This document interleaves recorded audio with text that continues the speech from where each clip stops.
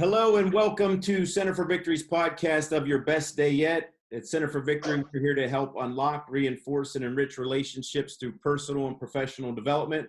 I'm Eric Guy, Chief Victory Officer here at the Center for Victory. Today's guests, Alex Pursglove Zaffuto and Adam Zaffuto, co-founders of Reengage. Looking forward to this episode, guys. One, what you're doing, and then some examples of what we can be doing during this hard time. Dealing with COVID-19. You know, our theme this month, we set the themes at the end of last year, and ironically, the theme for this month is just about kind of rebirth, rejuvenation. Ironically, you guys have some good tips for that and how to stay engaged during a time like this. So I'm going to shut up for a little bit. I want you guys to talk about Reengage. It's a great concept. You just had, fortunately, we just got to kick it off first year.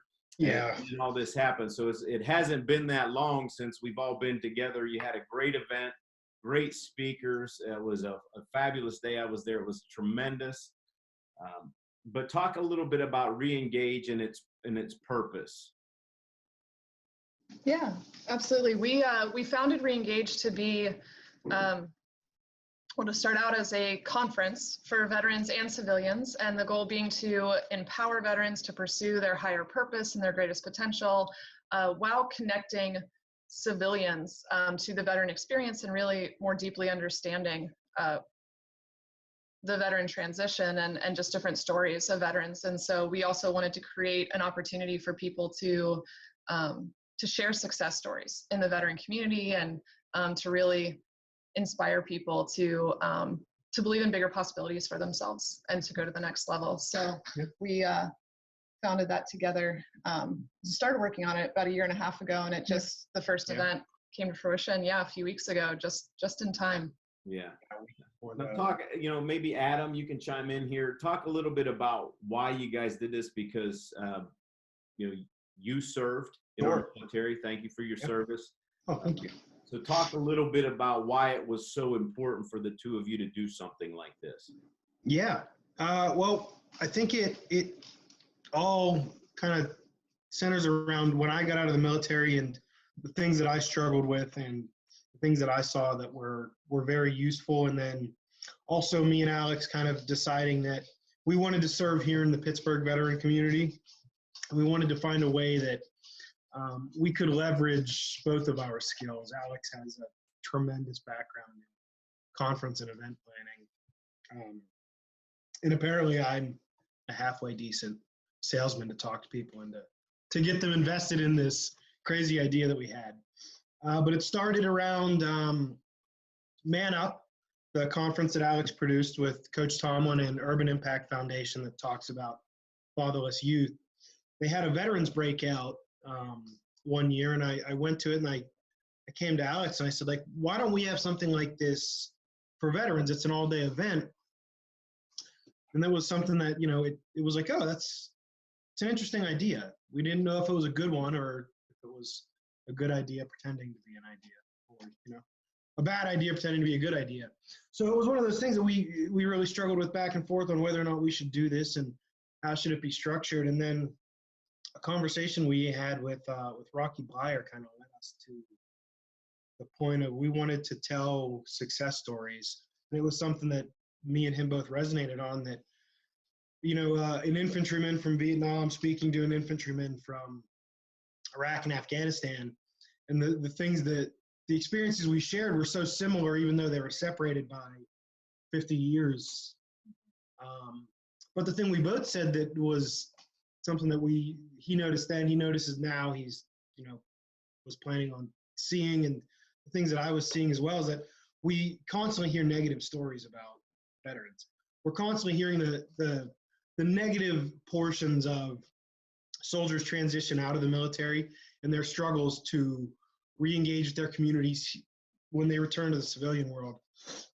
And that was something that it became frustrating for me to say that, listen, not every veteran is dealing with homelessness. Not every veteran is dealing with underemployment, unemployment, suicidal ideations, homelessness and drug addiction. Like that's not every veteran. That is a portion of our veteran population that has significant challenges, but that's not every veteran, and it's not nearly the majority. And the majority of veterans are doing all right, but they're not thriving, and they're not hearing those messages of, hey, the things and the skills that you learned in the military are going to be beneficial for you, and they're going to help you reach your potential. How do you see that in the civilian world now is the message that we wanted to kind of bring across, that all of these tools and all of these talents and skills are going to help you reach your full potential. A lot of it is going to start, most of it, almost all of it is going to start with yourself, and believing that by engaging with your community and deciding to reach out for these resources, it's going to be beneficial for you as well as your community. And to develop yourself. And to develop yourself, absolutely. Yeah, and I think we're seeing a lot of that now. That's why I wanted to have both of you on. I'm really behind what you guys do from a perspective of, I teach a lot about relationship and have for the past, 20 plus years. And it's important to have that connection. And I know at this time, we're isolated at our home with our kids who are in college, but we still have each other. And it's not a time to move farther apart. It's actually a time to move closer together. And that's why I think that I strongly believe and saw firsthand through Reengage of how just that connection, because the other good thing that I want to say here too is my father, who's a Vietnam vet, got to come to your event as well, and he absolutely liked it. But it gave us a time to connect to just being there together, and seeing things that are being done and sharing. And it was really neat to see community come together with civilians, vets, and civilians. So it's really that shift, and I want you to talk about this, both of you, that shift from fear to compassion and service, because I heard that all throughout that Saturday from the different speakers, obviously from myself, from you guys. Talk a little bit about what that means, especially in times like right now, like we're seeing a lot of people that are really in tremendous amounts of fear. Not everybody, but there's tremendous amounts of fear. How do we get rid of that through what you guys, I think, I don't want to put words in your mouth, but compassion and service? Yeah, I think the first thing that's really important to recognize is, the fear's understandable, right? It's there for a reason. This is a totally unprecedented situation that all of us have never gone through. So it makes sense. And I know for me personally, it's helped a lot to kind of acknowledge that fear rather than fight it, or try to rationalize it. So, yeah, this makes sense. But instead of getting really consumed by the fear and spending a lot of time, taking in negative media or just talking about, the potential negative outcomes or predicting, the bad scenarios, that keeps us really stuck in fear the more we focus on it. So how can we really shift into more compassion and service and focusing on opportunity and hope and gratitude? And so I think, first acknowledging the fear, and then figuring out, okay, what I need to do to turn that off is really to shift my mental state and to look at, okay, first, what am I really grateful for right now? Because there are things you can find, right, that to be thankful for during this time, or what is this time to slow down or to spend more time with your family? What opportunities does that give you? How can you connect with more people, and focus outwardly on deepening your connections? I know Adam and I were crazy busy in February getting ready for Reengage. And so now that we've had this time really right after the event ended to slow down, we've spent more time together and enjoying actually like not working and just being together. We've, we can get into that, I guess, in a little bit, but we've asked ourselves, okay, how can we also show compassion to people right now? How can we be service-minded? And so we've, talked to different business owners that we know and looking at how we can support them. Our jiu-jitsu gym, looking how we can pre-buy private lessons or things like that. This is a business and a community and people that we really care about. And because of this, they're forced to shut down. And it's one of those things that nobody saw this coming. Nobody saw, having to basically press the pause button on 70% of our economy. Nobody saw that happening. And so it was a moment for me and Alex to say, how do we help people during this time? Because you can't imagine, these are your friends, your family that are dealing with this. How do you help them right now? And it's not always financial. Sometimes it is, you know, it might be picking up calling the phone. calling a friend who say, if someone lost their job or they're looking for a job now, can you practice interviews with them or look at their resume for them? Every day we've been waking up and just asking ourselves, okay, who can we support today? How can we be intentional to help someone or just be supportive of someone today? I've been texting at least 2 people every day, just checking in, hey, how are you doing today? How's this impacting you? Or do you want to hop on the phone and chat? Or just really thinking outside the box. Are there any ways that we can show support to someone today? Because we do know that maintaining that connection and staying engaged is really going to to have long-term impact, right, on how we get through this crisis and what results at the end of it. Yeah. Are there any other tips that, you would say, like, what other things can we do to bring value? I heard a lot in there for what you said. Is there any other things that you would say, hey, look, try this or this or this to bring value in that connection with other people? Even if it's an example that you've done, because those are always good especially for the folks listening. Sure. So in addition to Reengage, I'm also a business and success coach. And so I've been talking with different clients about how this is a time to really look at how you can add more value to people right now. So whether it's, through a business or services you offer, we had just talked about our jiu-jitsu gym, and one thing they're doing that I think is just so cool, they can't have people physically in the gym right now.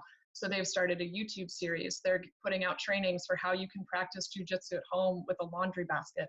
Or, if you do have a training partner at home, different things you can do. They created like a game that you can do that's related to jiu-jitsu moves, throughout the day in your home. So they're finding unique ways, to continue to put value out there for people. And so I think as a business, this is a really interesting opportunity to really look at your services and what you can do to where can you reinvent yourself right now, or adjust and pivot, and how can you take things virtually? I have another client who's was planning on having a conference this spring. They feel really strongly that it's an important event. They want people to still have the content, so they're taking it virtual and doing all they can to figure out, how to make that happen. And so whether or not, that's if you have a business or different, you're in sales or have services you're offering. But I think for anyone right now, there's opportunity to look at, again, how you can be supportive of your friends. Are there charities that that are still taking volunteers right now? Or can you go donate blood? Can you support a local business, right, with buying gift cards, or again, promoting their services or helping, spread the word? I think there's really a lot of possibilities right now. And even for your family, do you want to share actually about, how we had some insights, right, about how we can use this time? Yeah, I mean, really, talk about that. How do you take advantage of this time at home? I hear little things here and there about that, but I see people that really disengage with this because they're, it's the natural. So for some of it's a natural thing to move away when we're stressed, and that's that's biology. Some of us move away. How do we see that as just kind of a reaction, body-wise, an unconscious reaction, but really take advantage of this time at home? And I would love for you guys to share your story if you would so much and do that, but really taking advantage of this time at home and not seeing it as, oh, woe is me. Yeah. I think it's very easy to right now fall into that victim mentality of like, oh, woe is me, that this is all happening to me. I didn't have anything to do with this. I didn't go to the wet market in Wuhan, but we're all dealing with this. The globe is dealing with this. And so remove yourself from the feeling of this is something that's happening to me, that it's just something we're all experiencing together. And how do you change your ability to deal with that from just experiencing this and trying to get through day by day to, okay, what is it that I'm going to do? And Alex asked a really good question, I think, earlier this week of who do you want to be at the end of this? Yeah. You know? If this drags on until April 30th, who do you want to be? You have an extra month where your responsibilities and all of those things in your life that add up and don't allow you to use your full brain space have kind of been removed for us. We don't really have that, you don't have that, I got to be out the door by 7:15, or I have to get here and then here and then here, because if I don't, I'm going to be behind. You have all the free time in the world, and all of those days that you just asked for, I wish I had another hour. You got all of them at the same time. You have a whole month of what can you do with this time to better yourself, to prioritize your own growth. I just think about how many people are now sitting at home going, I don't know if I like this just sitting around doing nothing, but I like it more than I liked what I was doing. Maybe now is the time that a lot of people start to reevaluate what it is that they're doing with their careers and start looking for a job that's more purposeful, they feel more fulfilled in. And I can't think of a better time to try to look at your job and go, we're talking about essential and non-essential. Well, it's essential for your life, for your job and what it is that you do to have purpose. I think that's essential for every human being, because if you don't feel essential to yourself, you don't feel essential to the world, I think how do you deal with that now that, like, I am put on pause where I can't do anything? But if it's essential for you and you feel purposeful, you can still continue moving on with those steps that you were taking. I think it's important too, Eric, to, we're talking about shifting out of, that victim mentality. And I think it's important to not to discount, right, that there are real difficulties right now. I mean, this is very legitimate. There's some real struggles. But ultimately, at the end of the day, what serves us best is to focus on what we do have control over and what we can impact. And so I know one thing for us personally, Adam and I have talked about is, again, last month we were so busy that we were really just, every interaction was pretty much about work. It was about Reengage. It was about what we were doing, right? And just we were like in constant go mode. And so having this time to really slow down, I think it was last week, we took a day where we just, we streamlined, our church service from our home. Then we played chess. We practiced some jujitsu in our basement. We took our dog for a long walk. We came home and watched a movie together. And Adam turned to me and said, it really hit him how much I had been in work mode. And he said, I really enjoyed just having this day as husband and wife and just being together, just being present in the moment and just hanging out together. And that really hit me. And I know when he said that, it's like, that was kind of a good awareness moment for me of realizing, wow, how much am I so much in go mode and work mode, and just kind of, talking to him about work instead of just being together. And so I think that's something we're going to take away from this is, okay, even when this crisis is over and we are back to a faster pace, how can we be intentional to prioritize our relationship and our time to just be together and enjoy that time? Because it's important. Yeah, very good. And I love that question. What do you want to be at the end of this? And I think we'll just kind of end on that. That's a great note to end on. Really, what do you want to be at the end of this? It could be 30 days. It could be longer than that. We just don't know. But very, very good points today, guys. I really appreciate you guys. I know you'll probably be back on at some point and look forward to that with any other advice, that we can share with our listeners and viewers. But really appreciate you being on. And thanks for watching, listening, all of you that are doing such. Please make sure you leave this video a like and a comment down in the comment section below, or to any other thing that you would like to hear. If you want to hear back from Adam and Alex, be happy to have them back on. They've been great friends. Oh, thank you, Eric. Like more information, please visit our website at centerforvictory.com. And just remember, wherever you're at, whatever you're doing, make this your best day yet. See you next time. Thanks, Eric.